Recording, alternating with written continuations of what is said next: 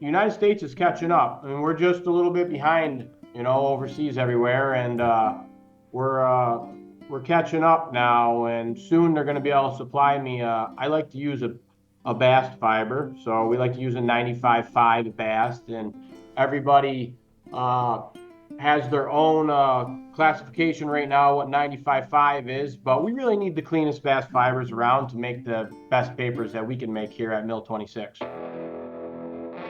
That's Jimmy Cottrell from Cottrell Paper and Mill26, makers of 100% hemp paper.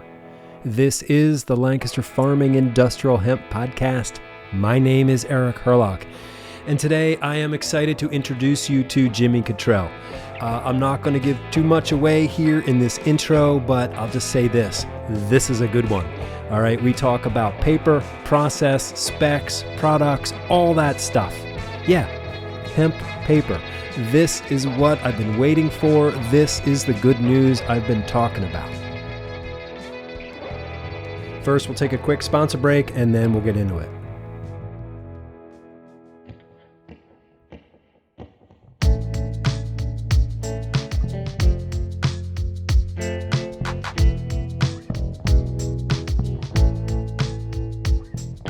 Today's show is made possible with generous support from IND Hemp, Americhon Cast Hemp, and Forever Green, distributors of the KP4 hemp cutter. So be sure to check out our sponsors' websites and get the latest updates as to what's happening there. So I know IND Hemp out there in Fort Benton, Montana has some cool products in development, and I look forward to sharing those with you hopefully soon. And over at Americhon Cast Hemp, that's Cameron and Mel McIntosh, their hemp construction business here in Pennsylvania. They've got a lot going on too. So go to americhon.com and find out what's happening, see pictures of their projects, and also sign up for a hempcrete workshop coming up in April. And finally, be sure to check out hempcutter.com to witness the power and the glory of the KP4 hemp cutter. I saw this thing in action last summer in Montana, and yeah, it knocks down hemp real good. So yeah, check them all out. I'll have links to my sponsors on the show page for this episode at lancasterfarming.com. And I think those links are also in the podcast apps too. So yeah, check it out.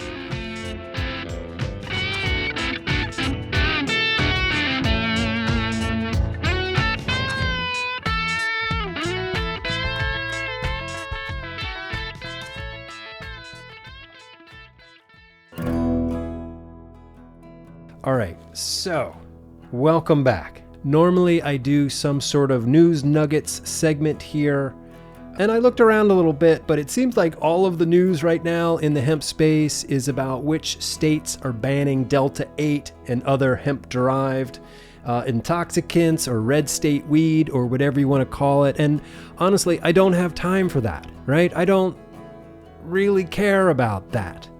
I mean, sure, yes, I want those products to be made in a way that is safe for consumers, but otherwise, whatever. I'm here to talk about the industrial applications. I want to talk about the future that we can build through agriculture, right? That's what I'm talking about here today. So, sorry, Delta 8, your ship has sailed. Okay, anyway, climb off my little soapbox here. So yeah, I normally do a news nuggets segment, and honestly, the biggest hemp news nugget I can share with you today is this interview with Jimmy Cottrell, right? He's making 100% hemp paper. We're going to talk about how he does that, what the process is like, what he needs from growers and processors. So this is it. This is what I've been waiting for. So I hope you enjoy this. So, ladies and gentlemen, here is Jimmy Cottrell.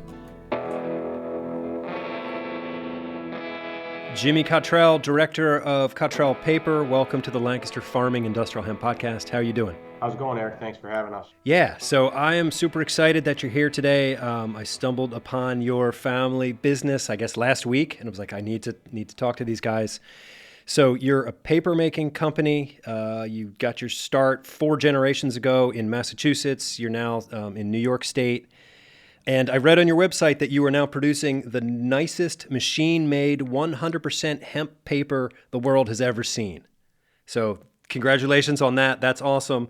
Thank you. Let's first just give me a quick introduction. Who are you, Jimmy? So I'm a fourth generation paper maker. I started working at Cottrell Paper Mill when I was 16 years old, basically cutting lawns and stuff, and got out of high school and came straight to working at the mill. And we've always produced electrical insulating sheet, and it's a specialty product, and nobody else in the world really makes exactly the same sheet we make. Our sheets are proprietary sheet. We've never patented anything, and during COVID, we ventured into trying to make a new line. We got a little slow, like everybody did, and started getting some stalks and stems in, and we started processing some hemp, and we took the stalks and made them right from pulp into a sheet, and we were really successful on like the first day and a half run. And then we started making some products. I started hand folding bags and hand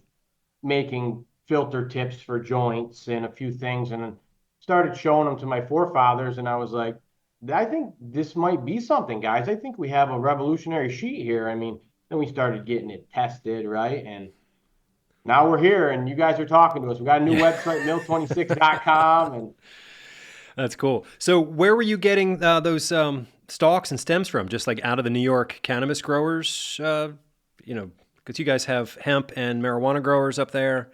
So is that where it was coming from?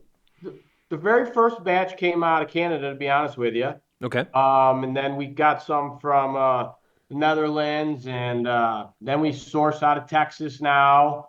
And the United States is catching up. I mean, we're just a little bit behind, overseas everywhere, and we're catching up now. And soon they're going to be able to supply me. I like to use a bast fiber, so we like to use a 95.5 bast, and everybody has their own classification right now what 95.5 is, but we really need the cleanest bast fibers around to make the best papers that we can make here at Mill26. Okay. I'm surprised. I mean, I don't know anything about the paper making process, but I'm surprised that you wouldn't use the hurd rather than the bast fiber. But tell me what it is about the bast fiber that sort of works well with paper making. Yeah, the bast fiber is more for the textile world, and it's the strong part of the plant, where the hurd is the center part of the plant where the water goes up through, and it's more for bedding and that kind of stuff. It just has no strength to it, where the bast fiber is the strongest fiber that I've ever worked with in this paper mill, and it's amazing. It's amazing stuff. And when the world finds out what we have, Eric, and they hear what we're doing through guys like you, I mean, we've never done a podcast. I've never done anything like this, but I really feel that it can help change so many industries, and then help change this planet and the ecological footprint and our carbon footprint here at Cottrell Paper itself. We've been green since 1926. I mean, we've been making paper here since 1926. That's where the 26 from Mill26 comes from. Okay. Yeah. So we were rebranding with Cannaplanners. They've done a great job for us. We've been going to a bunch of the NECAN trade shows, and we rebranded with them the Mill26 line and the name and our website. And we really think our logo is awesome too. And we get in a lot of compliments when we go to these trade shows. Now, I'm the director of maintenance here. I keep the plant running. I work with my hands, keeping the machines running around here. And I started going to these trade shows because I believe in this space, and I'm getting a little older. I've been at the mill for 25 years now, so I got a good gang under me keeping the place running, and I'm trying to get out there and show the world this new sheet that we have, which I've been saying is the cleanest, greenest sheet on the planet. And I mean, we've had some tests to prove that this stuff is very, very, very clean. That's fantastic. So historically, you've been serving the electrical industry with insulating paper, you said? Yeah, rapid wires, transformers, small fractional motors, rocket tubes, shotgun shells. The paper is an amazing animal, and we've just gone away from it in plastic, and now obviously we're coming back, and my family business has been here through the test of time, and now we have this new sheet, and I think it's going to be amazing. Now, I can't supply the world. I'm a small mill. I got 40 employees, but I have another old mill up on Route 29 here in Rock City Falls, New York, that, $20 million with the right business, we fire that baby back up and maybe have a rolling paper plant here in the United States. I mean, the only paper that's made is the paper in Spain that is sold in the smoking industry. That's 100% hemp paper. We make 100% thick paper. The thinnest paper I can make is like 60 GSM. So I make thick paper. I make all the way up to a 1/4 inch board. Like this filter tip right here is on 7 mil. Wow. Okay. It's just a little tip here, Yeah. So that would be good for what, packaging and obviously the electrical applications. I have to tell you that I spent some time in the electric trades doing residential wiring with my family. So I've probably come in contact with some of your products, like the paper in the Romex So yeah, I love that paper. Yeah, no. So and that's been something that my forefathers invented, 1926. 98 years ago, and we're still selling that sheet today. So that doesn't happen very often. You normally got to come up with something new, especially in my 4th generation. We're very happy to develop this new sheet that nobody's making. We're getting to be known as the only plant in the world making 100% hemp paper. And when we go to these shows and we show people, we're like, oh, we got 100% hemp paper. They show me their business card. They're like, oh, I got hemp paper too. And it's a blend, it's 70-30 post-consumer waste. And then I show them my business card. I'm like, this card right here is 100% hemp paper. I said, it's out there, and nobody knows that it's out there and it's available. Yeah, well, they're going to find out. Can you walk me through the process? Let's say the hemp comes up. You said you're getting it from Texas, the bass fibers. Just sort of generally walk me through what happens to the material once it comes in on its way to becoming paper. Yep. So basically, we take in truckloads of bass fibers. So the cleaner, the better. We like to source organic stuff, or we have to source organic stuff if we're going to make a drinking straw or a filter tip or something that's going to come in food contact, or maybe even a plate or a fork or something in the future. I mean, all this stuff can be made out of this hemp paper and work twice as good as the stuff that's on the market right now that has a chemical in it. Most of it's got a chemical in it. We make our paper with just machinery and water. Right. So I'm getting the bales in.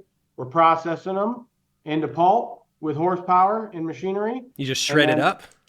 Oh yeah, we grind it up, shred it up, and I put about probably 3,000 horsepower to the fiber in 20 different machines before I get a roll of paper. And then I bring it up to my finishing department where I can convert it I can just sell you rolls, or I can convert it into sheets, coils, reams. I got a brand new state-of-the-art paper bag machine with a 4-color printer on it that we're trying to target dispensaries for exit bags, lunch bags. Just bought a paper straw machine, just installed that. We already have built the best paper straw we've ever seen. It lasts in water for a month, but I got a machine here. I'm gonna build it in-house, made hemp grown in America, paper processed in America, straw made in America, without plastic glue, and then have it all tested. And 6 months from now, I plan on talking to you about that too, hopefully. Okay. Yeah. You have an open invitation to come back anytime. All right. So you get the fiber in, the bass fiber, you chop it up, you run it through 20 machines, and then is it in like a slurry form or a liquid? Yeah, and then you pour it? Think of a blender, think of a blender, and you're mashing it up and then you can go and see how the hand sheets are made now on YouTube and stuff. Okay. We basically, we're an industrial mill. We've never patented anything. We're a small mill. People don't know exactly how we make paper, and it's something that we're good at. We're specialty at making specialty clearly. papers, and yeah, that's pretty much it on that, Eric. Is the hemp paper, is it like a different process? Do you have to do anything different to it, or is it essentially The same as working with Essentially tree we're an pulp. old mill, so I basically do an old process still from the old times. Yeah. So it kind of just fit in pretty well. And we were most successful on this than we have been in prior tests with other materials since I've been here in 25 years. Yeah. So I was really happy with that. But it's also the strongest, most toughest animal to work with, fiber to work with also. So Does that I, rough up your machines there? Because I know yeah, yeah, farmers have some issues with that. They're like, wow, this wraps around, you know. yeah. And I'm looking at $2 million worth of upgrades to, if the orders start coming, to ramp up this mill to go forward too, Eric. I'm not looking to just right now we make paper 24/6. So I'm making normal paper 24/6. So I can add another day. Could probably get another 1,000,000 pounds of hemp paper out of this mill a year.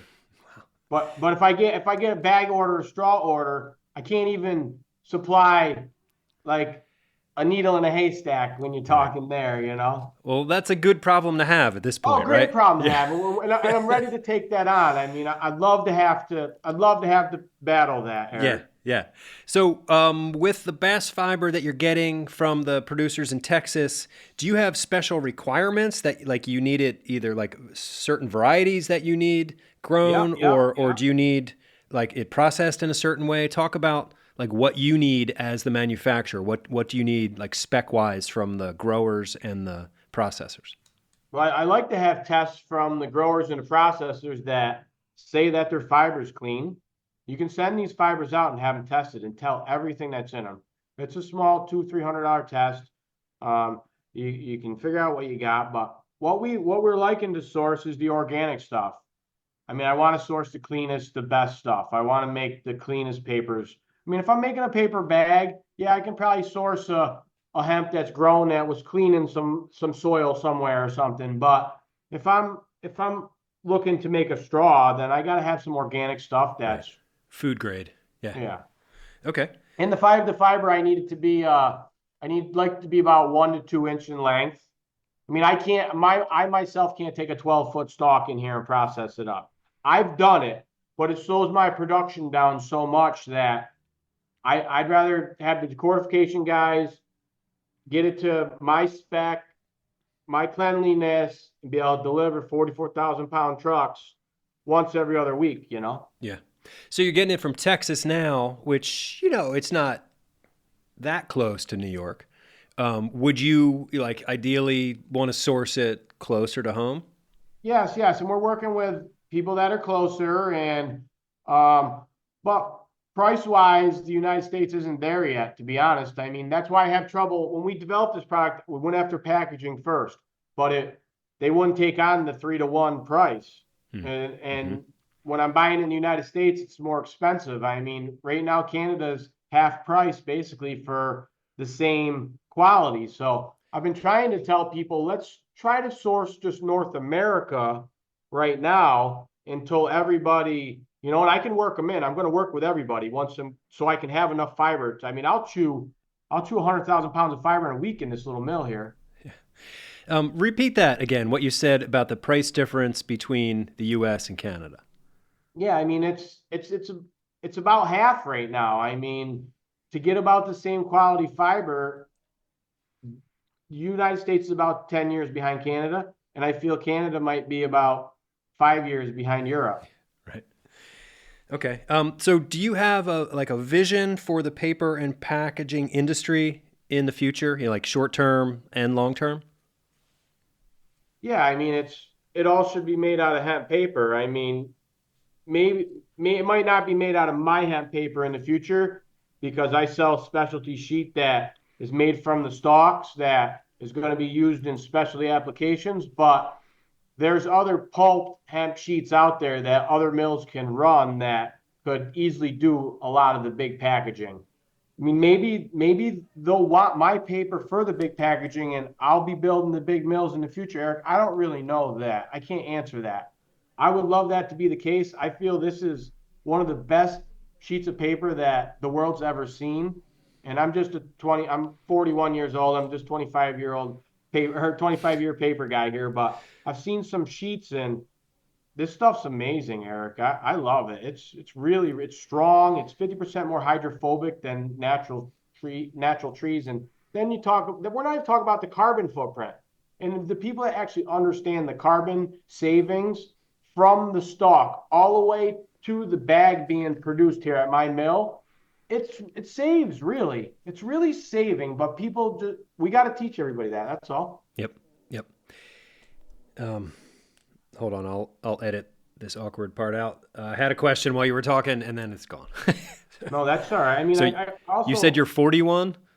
yeah, 41 years old. Yeah. I just turned 51 last year, so my memory is starting to go. Like, what happened, Jimmy? I was a kid for so long, and now... Tell me now about it. My son turns 10 on the 16th, and I'll tell you what, Eric, I got a wife and two beautiful children, and time is flying. Yeah, likewise. We'll be married 20 years this summer, and our kids are 15, and I have two daughters.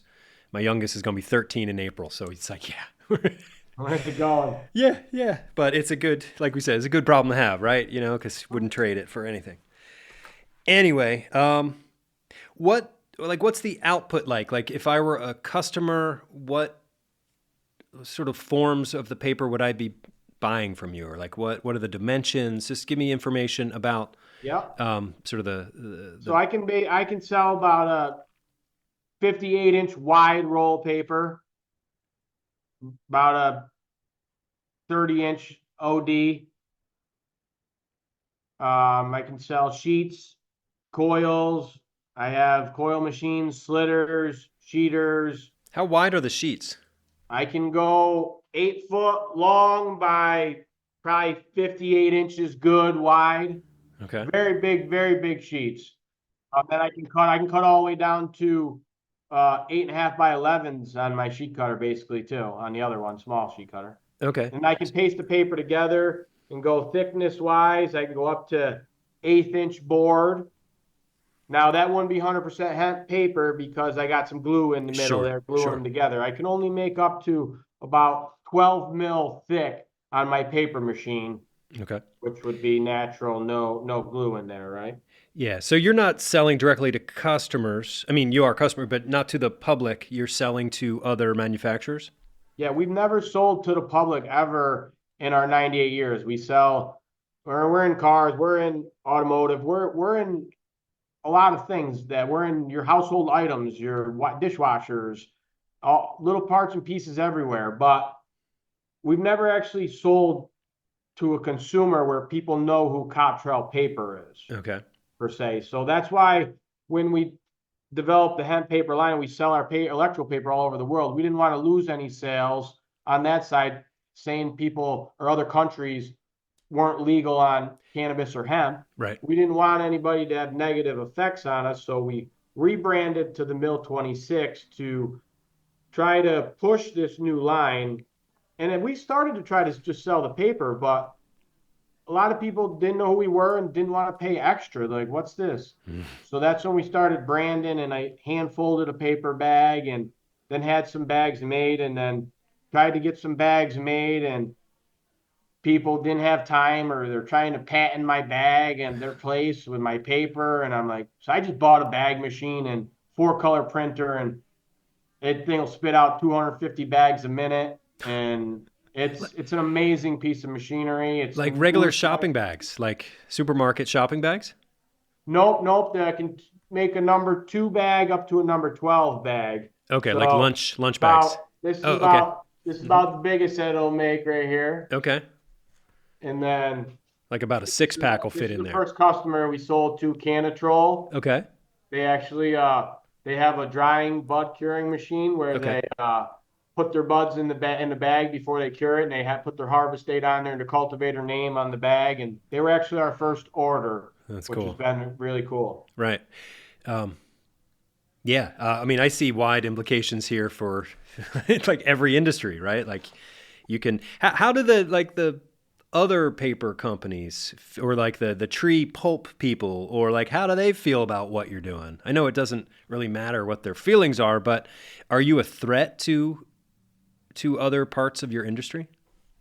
That I don't know, to be honest with you. I know they all claim they are hemp paper makers also, but To be honest with you, when I see these sheets and they say they're 70-30 or 50-50, and I look at just the common sense, looking at the sheet of the wood fibers versus the hemp fibers, Yeah. they look like they're sprinkled in there at like a 98.2 or a 95.5. Like when I look at my sheet, I can see the bast, which is 95%, and I can see the herd, which is 5%. Right. And I know there's nothing else in there, and I'm like, it looks so much different, and I have 100%. So I don't know if I know that what I do feel that we're a threat to is the paper bag, because this bag is 10 times stronger than a regular paper bag, and I'm pretty close on price to like a Uline bag that they sell out there.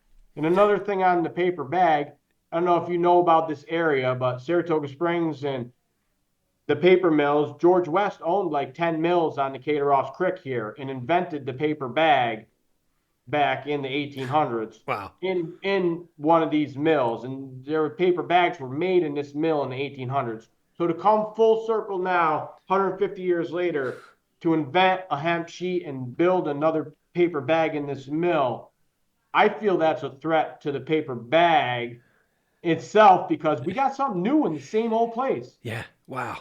That's awesome. Now, and another thing, straw wise, the paper straw, it's got a bad rep, right? My kid uses this paper straw for a week straight, and thing dries out, and he's still using it. I'm like, bud, throw it away. I got more for you.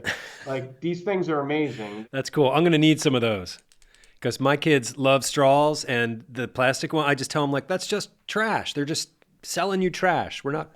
So yeah, you'll have to. And then also the filter tip world. The filter tip world is made with a tree pulp, and actually my actually wood pulp paper, I make a wood pulp grade in this mill too, electrical grade, and that's actually, I've had it tested, that's cleaner paper than the paper they use in the actual tips on the market right now.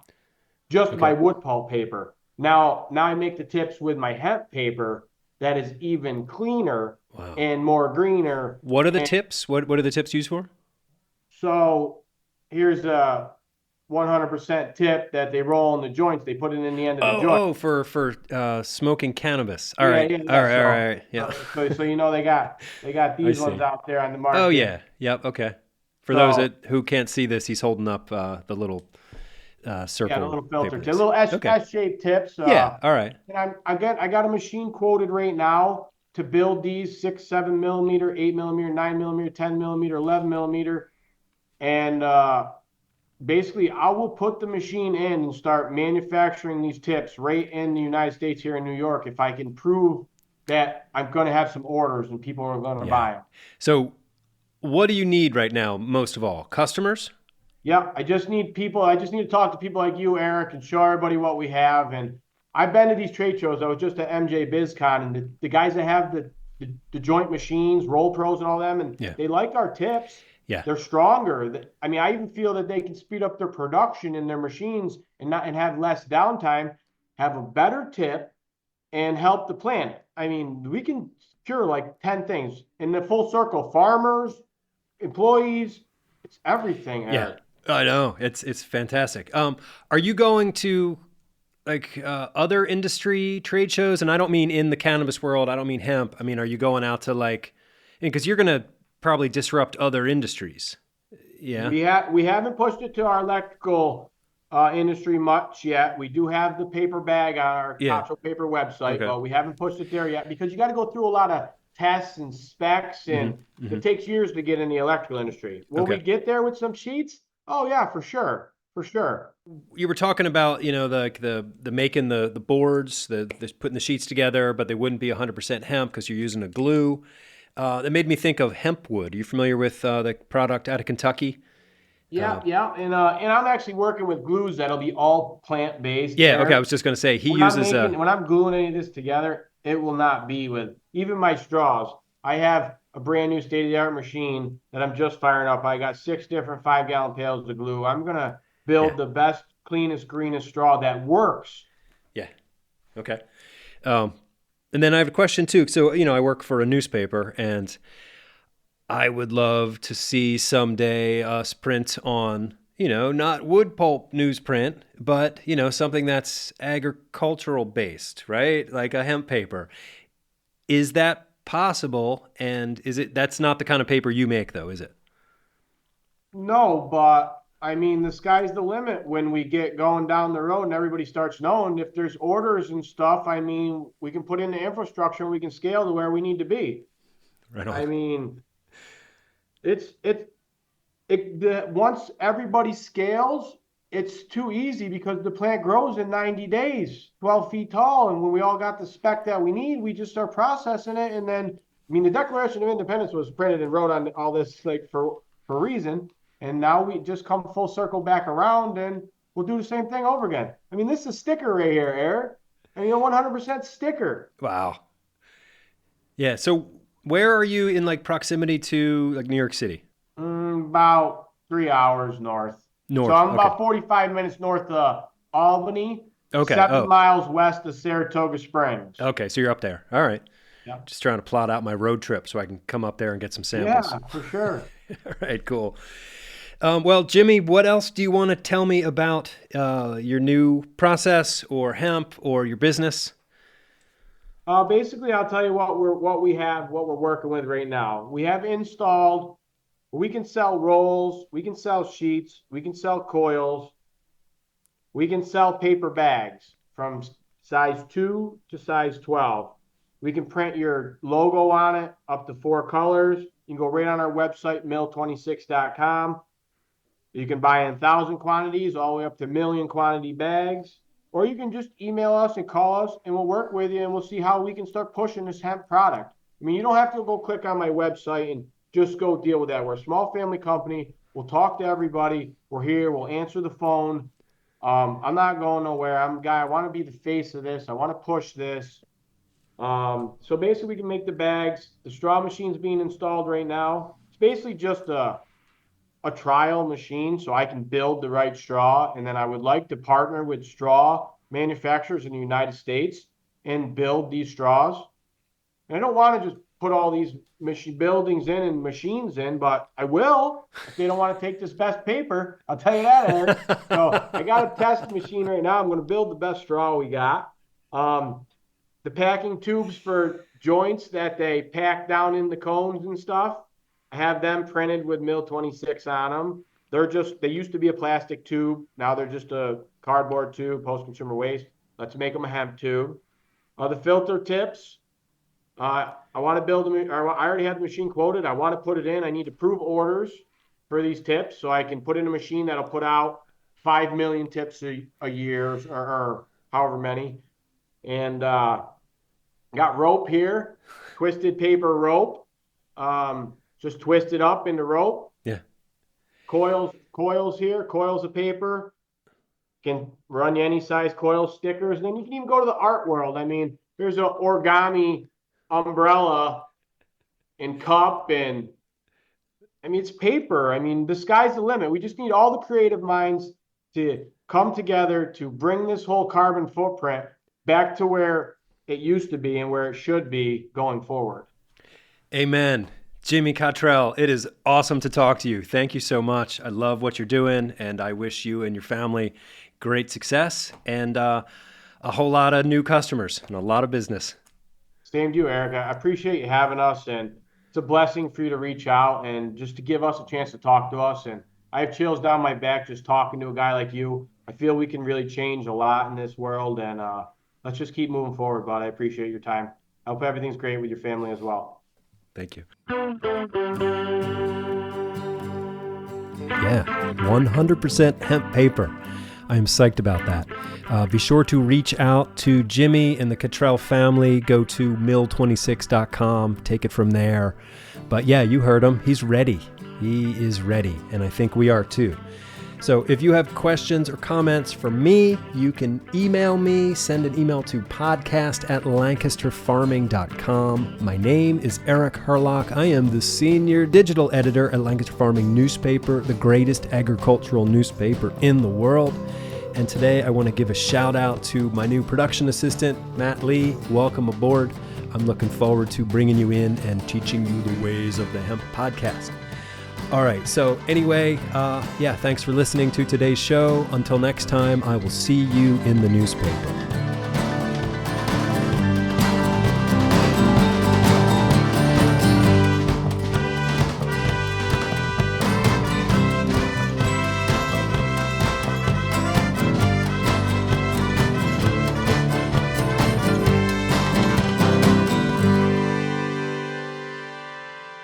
Industrial hemp. This episode of the Lancaster Farming Industrial Hemp Podcast is copyright 2024 by Lancaster Farming Newspaper, part of the Steinman Communications family. Today's show is written, recorded, edited, and produced by Eric Herlock. The music you hear throughout the show is courtesy of Tin Bird Shadow.